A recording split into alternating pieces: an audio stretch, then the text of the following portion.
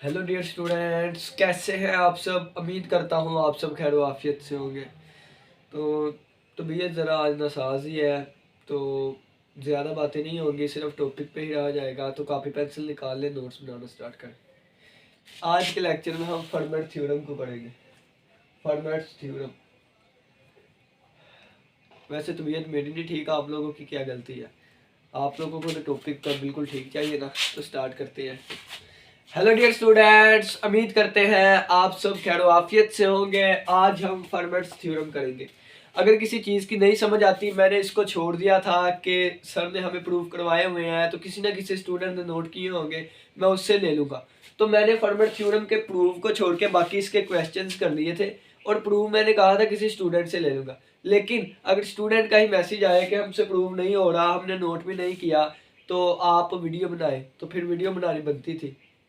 कल कॉलेज जाना है, आज बताया जा रहा है। आज से पहले अगर बता देते तो मैं जल्दी वीडियो बना देता। चलो, जो होता है अच्छे के लिए होता है।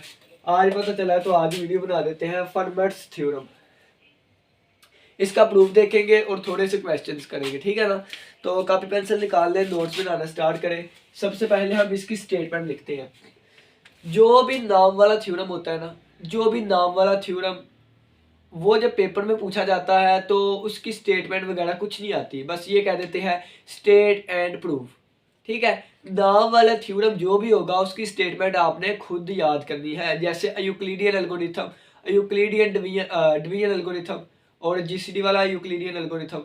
इसके अलावा Fermat's theorem, Euler theorem, Wilson theorem, इन सभी की स्टेटमेंट भी आपने ज़बानी याद कर दी है। ठीक है। स्टेटमेंट क्या है आपकी बुक पे लिखी हुई है, मैं यहाँ पे सिर्फ और सिर्फ समझाने के लिए खड़ा हूँ। सही है।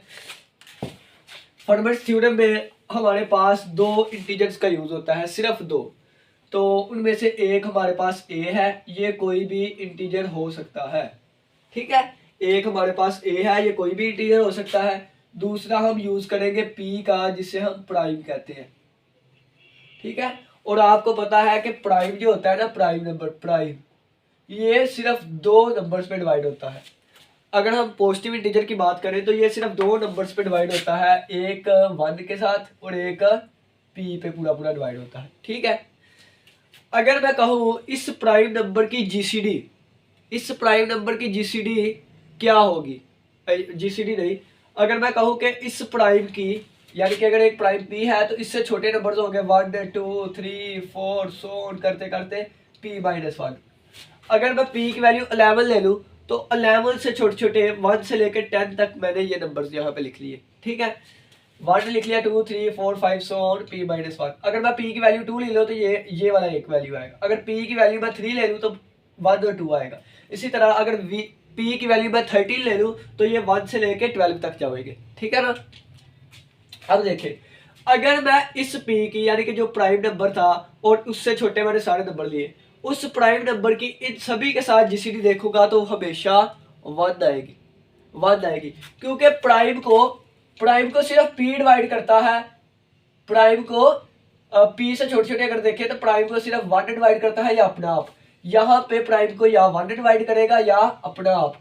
अपना आप यहाँ पे नहीं है तो अपने आप से छोटे जितने भी होंगे डिवाइड नहीं करेंगे। ठीक है ना। यानी अगर 1 को निकाल दें तो इनमें से कोई भी p को पूरा पूरा डिवाइड नहीं करेगा, इस वजह से उसकी जीसीडी हमेशा 1 आएगी। यानी कि अगर मैं 1 और p की जीसीडी देखूं तो यहाँ से 1 आएगी, क्योंकि 1 डिवाइड करता है p को।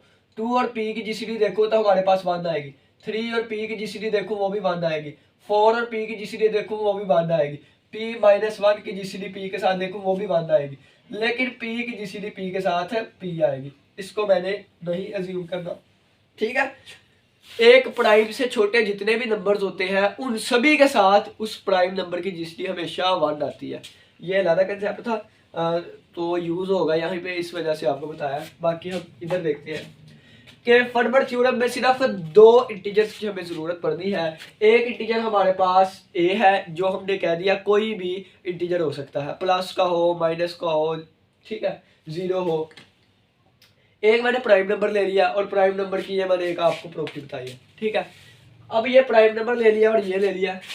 अब मैंने कहा है कि प्राइम नंबर और ये जो भी नंबर लिया है, चाहे p से छोटा है चाहे p से बड़ा है, अपनी मर्जी का कोई एक नंबर लेना है, लेकिन ऐसा नंबर लेना है जिसकी p के साथ जीसीडी वन हो, यानी कि ये को प्राइम हो या जिसे रिलेटिवली प्राइम भी कहते हैं, को प्राइम हो, ठीक है, इसको रिलेटिवली प्राइम भी कहते हैं। एग्जाम्पल के तौर पे अगर मैंने P को 13 लिया है तो A को मैं 26 नहीं ले सकता, क्योंकि 13 और 26 की जीसीडी 13 होती है। अगर मैंने A को 13 लिया है तो मैं 13 से बड़ा या छोटा ऐसा नंबर लूंगा, A की ऐसी वैल्यू लूंगा जिसकी जीसीडी 13 के साथ 1 होगी, यानी कि मैं 14 भी ले सकता हूँ, 15 भी ले सकता हूँ, 16 भी, 21 भी ले सकता हूँ, -2 भी ले सकता हूँ। ऐसा नंबर A की वैल्यू हमने लेनी है जो कि P के साथ को प्राइम हो, ठीक है। लिखा रहने देते हैं, शायद आपके लिखने में काम आ जाए नोट्स बनाने में, ठीक है।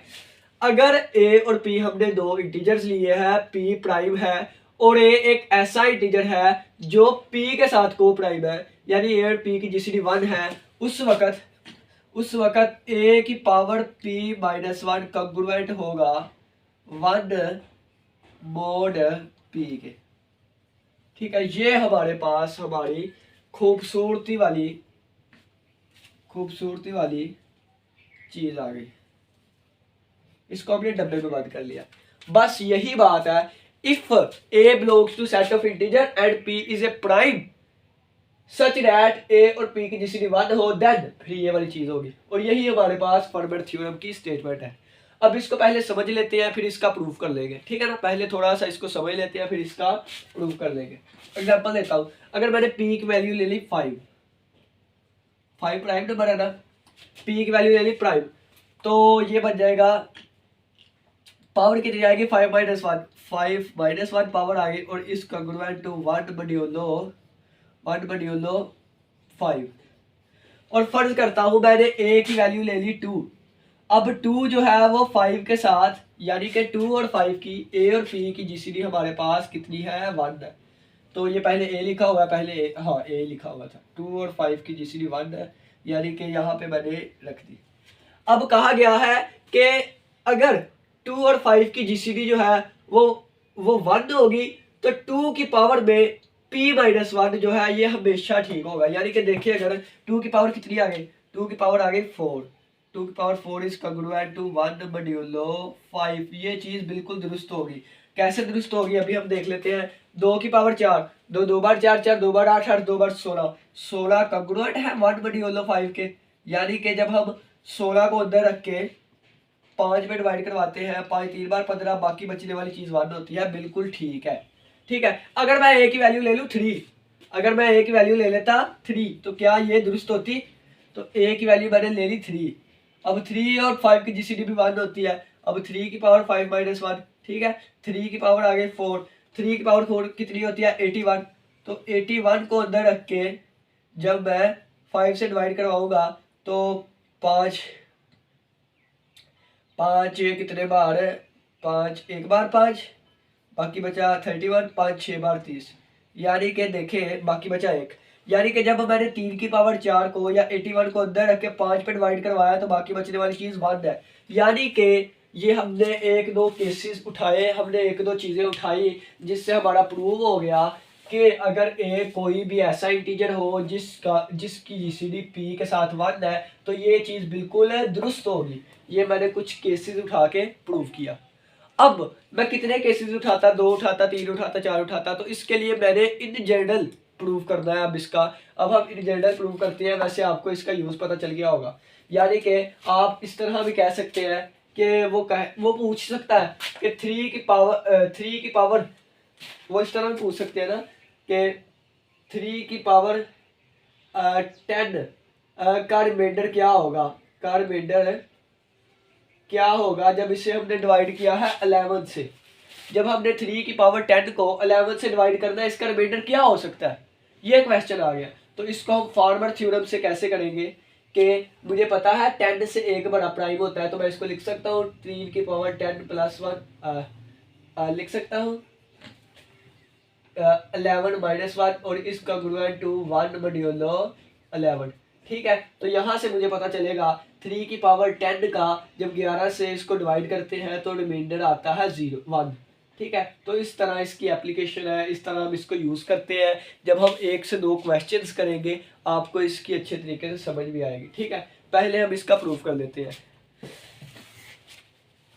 इसको रेज कर दो, ठीक है। अब इसका प्रूफ देखते हैं। ये जीसीडी वाला भी आप नोट कर लें, इम्पोर्टेंट है थोड़ा सा।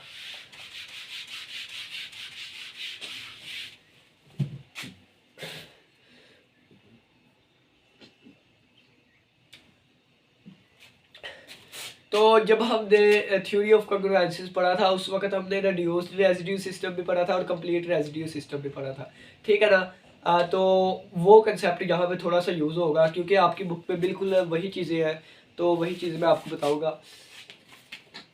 अगर मैं आपको कहूँ एक नंबर प्राइम है, फर्ज किया 7 एक प्राइम नंबर है, ठीक है। हमने 7 का रिड्यूस्ड रेजिड्यू सिस्टम लिखना है। क्या लिखना है? Reduced residue system. तो 7 का रिड्यूस्ड रेजिड्यू सिस्टम क्या आएगा? 1 2 3 4 5 6, ठीक है।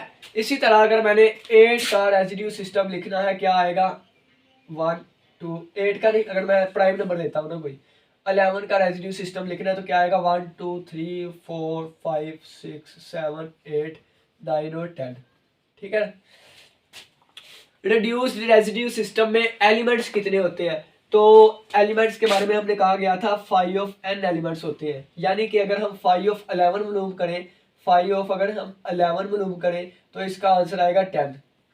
किसी भी प्राइम नंबर का 5 फंक्शन मालूम करें तो उसका आंसर उस नंबर से एक कम आता है, यानी कि अगर हमने किसी प्राइम नंबर का 5 फंक्शन मालूम करना है तो इसका आंसर p-1 आएगा, ठीक है। अगर 11 का हमने रेजिड्यू रिड्यूस्ड रेजिड्यू सिस्टम देखना है तो 11 से एक कम कर दें उतने एलिमेंट्स आएंगे।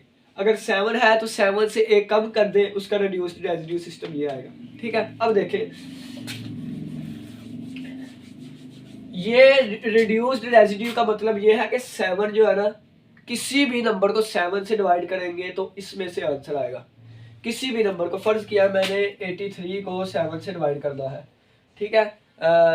तो 7 11 77, बाकी बचने वाली चीज़ क्या आएगी?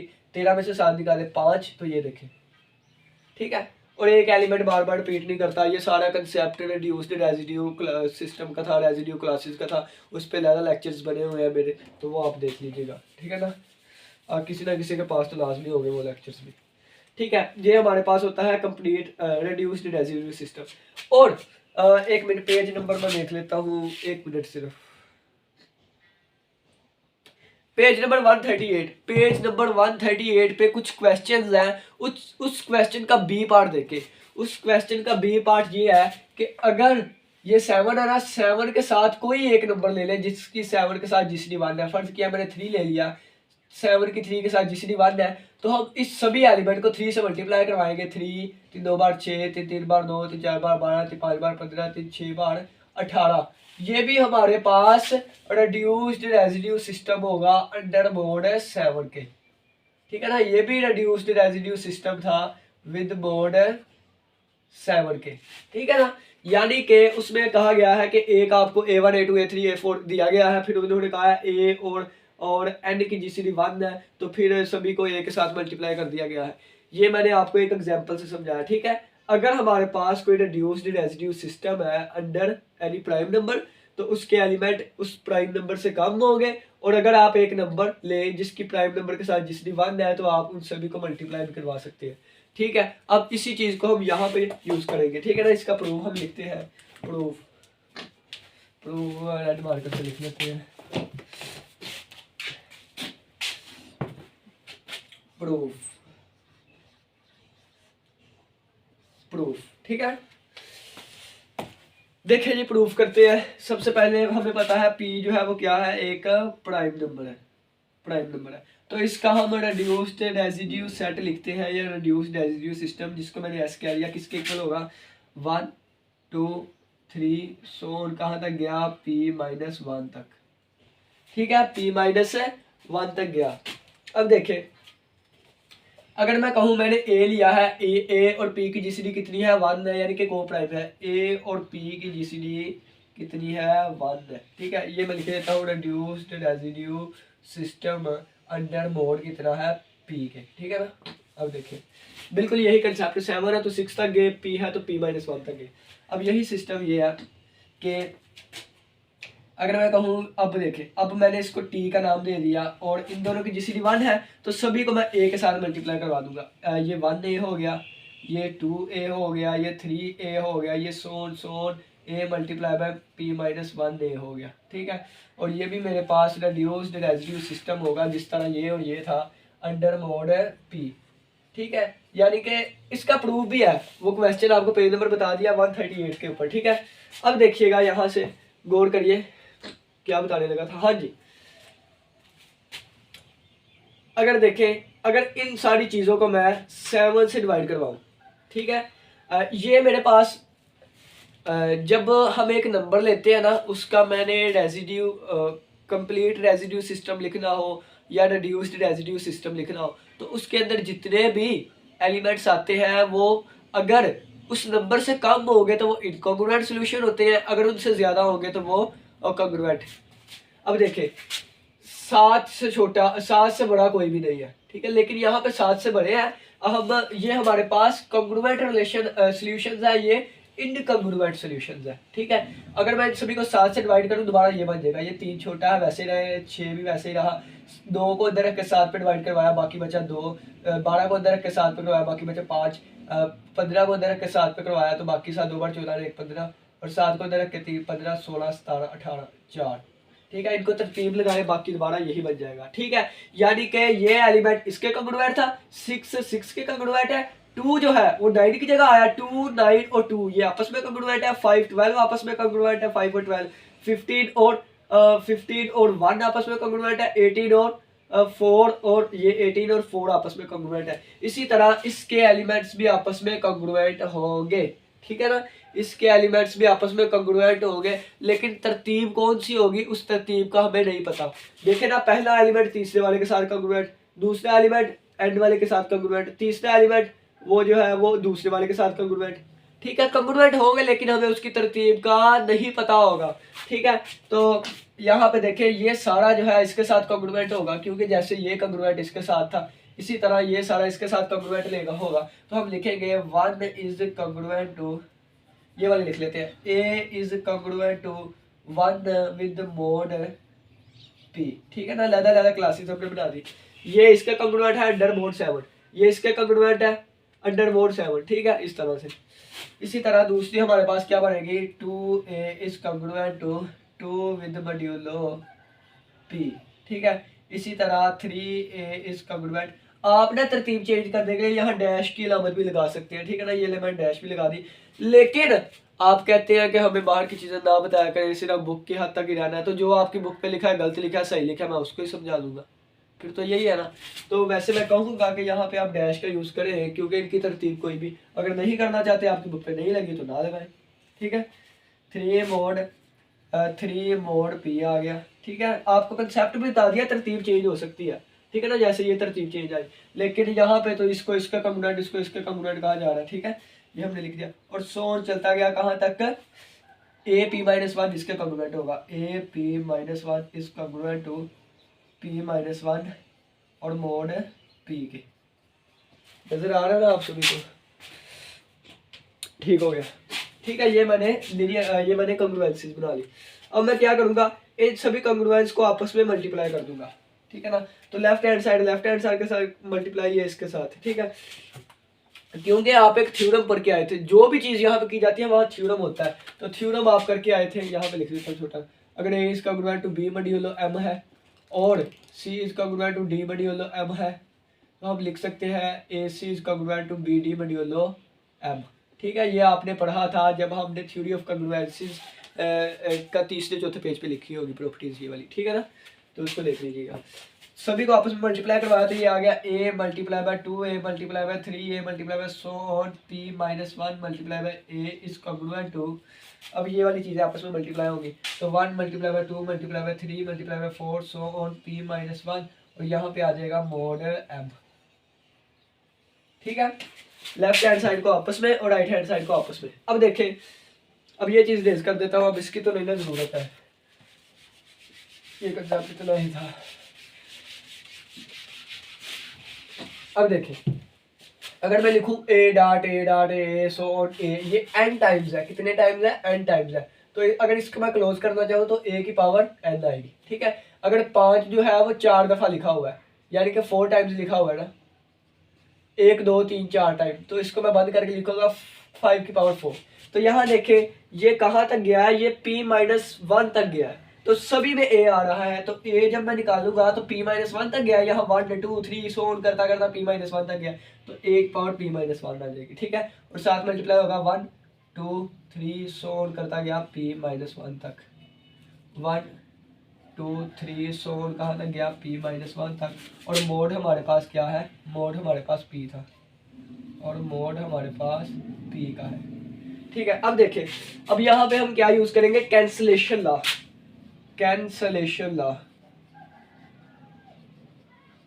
कैंसलेशन लॉ, कैंसलेशन लॉ क्या कहता है कि अगर N A is congruent to N B modulo M है, ठीक है, सिंपल सी बात, अगर N A is congruent to N B modulo M है, अगर एन की और एम की जीसीडी 1 हो, अगर एन और एम की जीसीडी 1 हो तो इनको आपस में कैंसिल कर दें। एक नजरिया तो ये है, इस तरह आप देखें, लेकिन आपकी बुक पे जैसे लिखा हुआ है, आप लकीर के फकीर हैं तो उस तरीके से ही चलते हैं। वो तरीका ये कहता है कि N A is congruent to N B modulo M है, जितनी भी एन और एम की जीसीडी होगी, फर्ज किया है कि वो आ गई पी नहीं टी कह देते हैं, फर्ज किया है एन और एम की जीसीडी डी आ गई। ठीक है, डी आ गई, एन और एम की जीसीडी डी, तो फिर आएगा A is congruent to B modulo M over D. ठीक है, यहाँ पे डी की वैल्यू 1 थी, जीसीडी 1 थी, इस वजह से हमने 1 से मल्टीप्लाई करवा के इन दोनों को इसके नीचे बांधा जाएगा। ठीक है, वही चीज़ है। अब देखें, मैंने शुरू पे आपको प्राइम नंबर की खसूसियात बताई थी। ठीक है, कि जब आप 1 multiply by 2 multiply by 3 so on p-1 की जीसीडी, इन सभी को मल्टीप्लाई करके इनकी जीसीडी जब p के साथ देखेंगे तो इनकी जीसीडी कितनी आएगी? 1 आएगी। ठीक है, 1 आएगी, तो इसका मतलब आप इस सारी चीज़ को इसके साथ कैंसिल कर दें।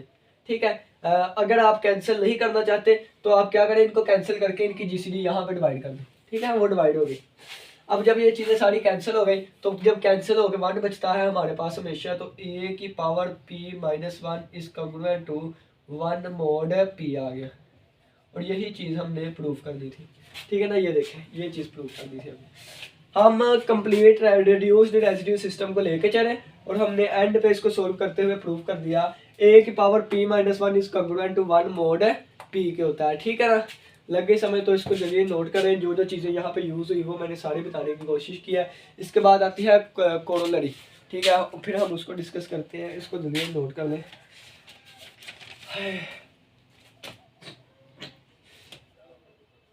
नोट तो आप वीडियो पास करके भी कर ही सकते हैं, है ना? आप वीडियो पास करके कर लीजिएगा। चलिए मैं आगे चलता हूँ, टाइम क्यों वेस्ट करना। अब देखिएगा, इसमें 2 केसेस आ जाते हैं।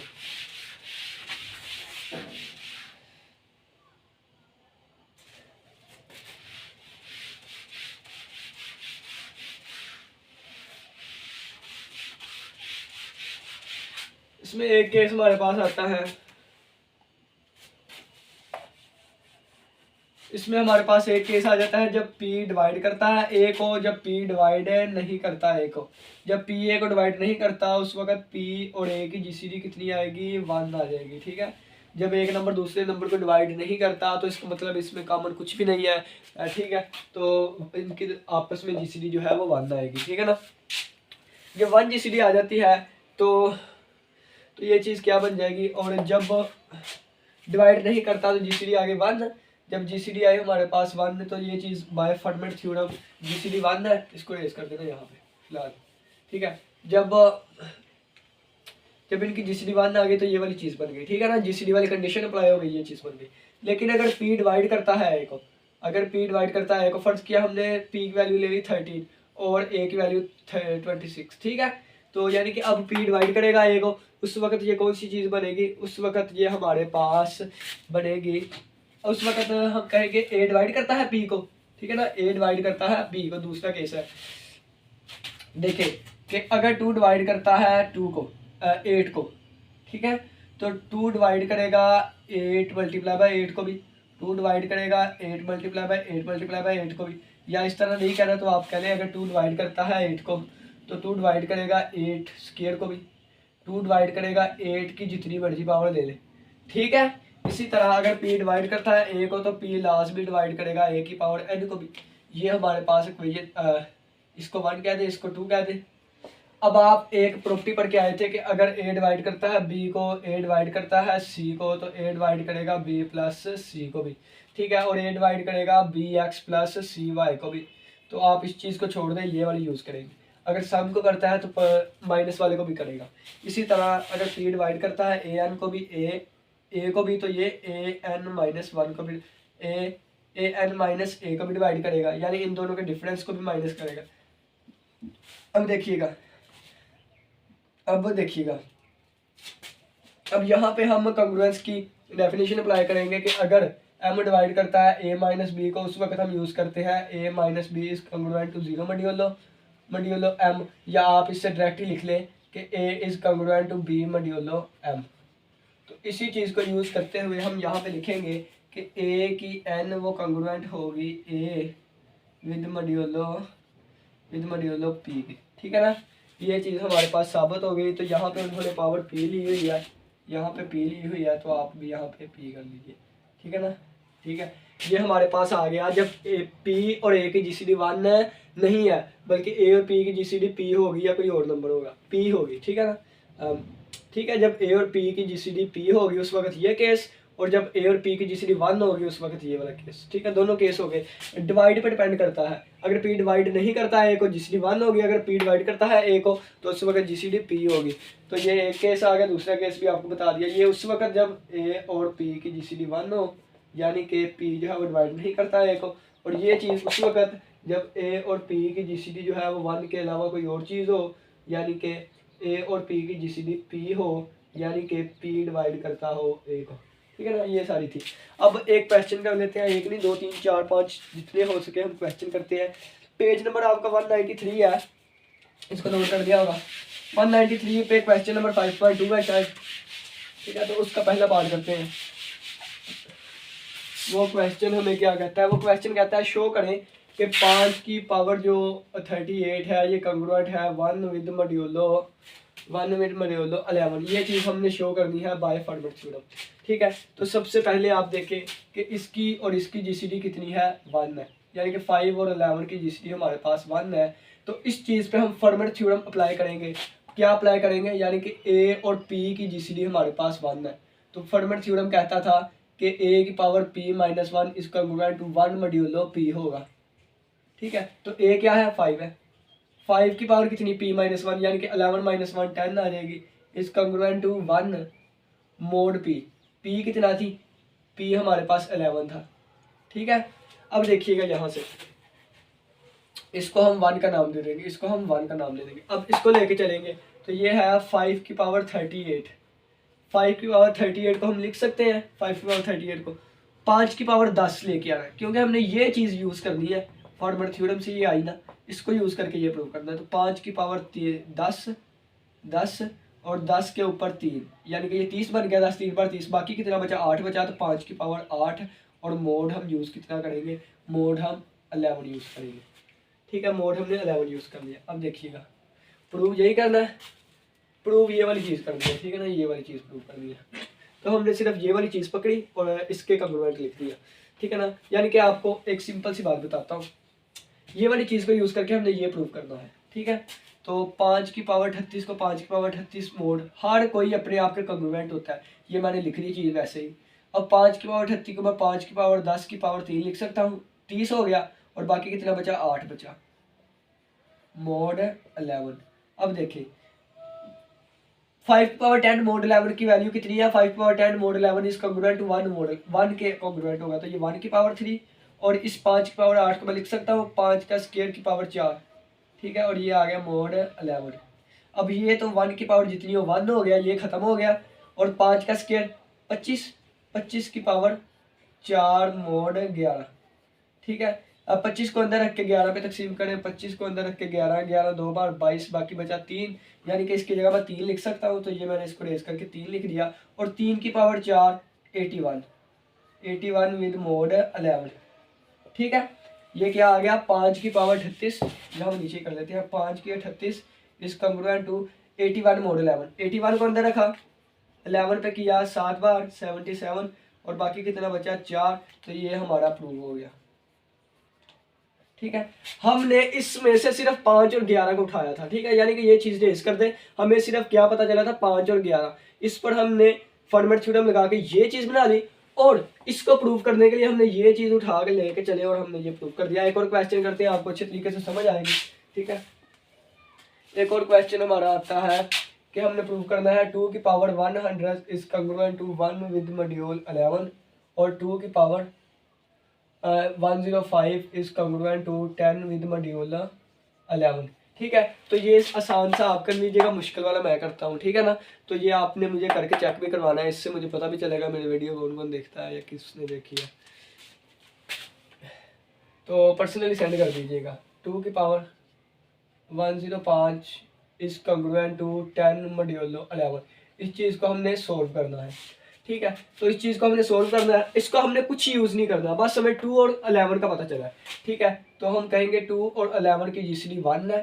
ठीक है, तो इस पे जब हम फॉर्मेट थ्योरम अप्लाई करेंगे, बाय फॉर्मेट थ्योरम ये आ जाएगा a की पावर p-1 यानी कि 2 की पावर p-1, 11 -1 किसके कॉन्ग्रुएंट होगा, यानी कि 2 की पावर 10 जो है वो किसके कॉन्ग्रुएंट होगा 1 विद मॉड्यूलो 11 के।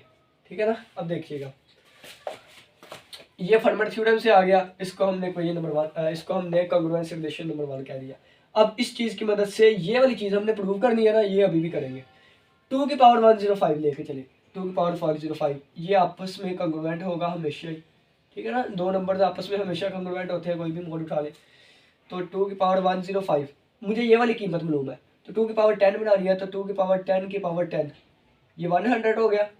ठीक है, 10 की पावर 10 105 चाहिए, तो बाकी 2 की पावर 5 को मैंने अलग कर दिया।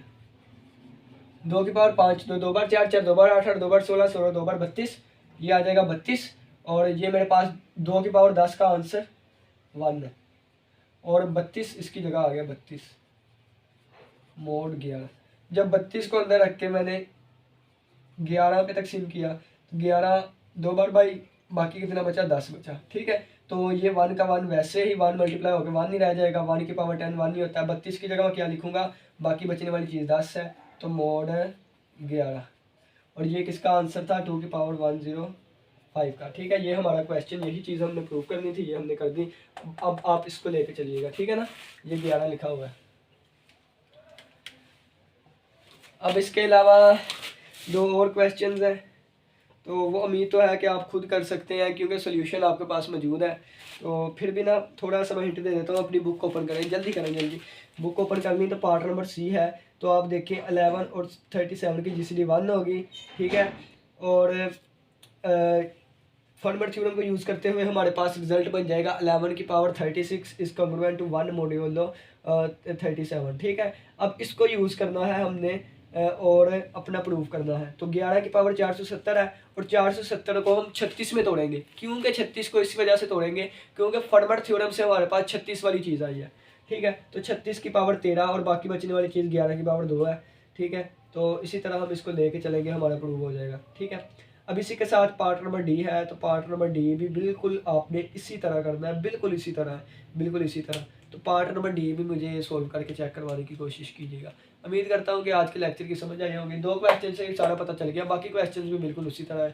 तो किसी का कोई भी क्वेश्चन वो आप पूछ सकता है। आज के लेक्चर में हमने इसकी एप्लीकेशन देखी, थ्योरम देखे, कहाँ कहाँ यूज़ होता है वो देखा। अल्लाह हाफिज़, अल्लाह की रहमान। तबीयत मेरी नासाज थी, फिर भी मैंने अच्छा से अच्छा बोलने की कोशिश की। फिर मुलाकात होगी कॉलेज में।